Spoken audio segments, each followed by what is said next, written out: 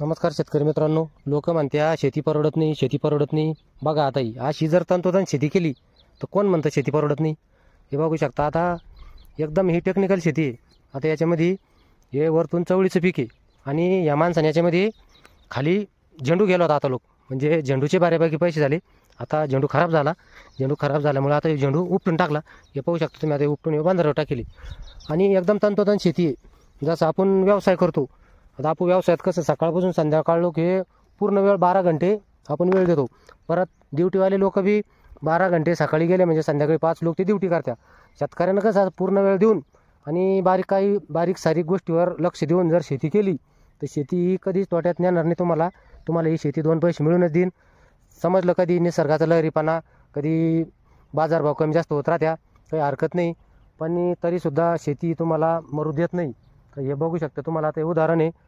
किती मस्त यानं जाळी लावून बांबू लावून वरती बांधी करून हे चवळीचं असं उत्कृष्ट पीक घ्यायले. तर तुम्हाला शेतीविषयी काय वाटतं याविषयी कमेंट करून नक्की सांगा. धन्यवाद मित्रांनो.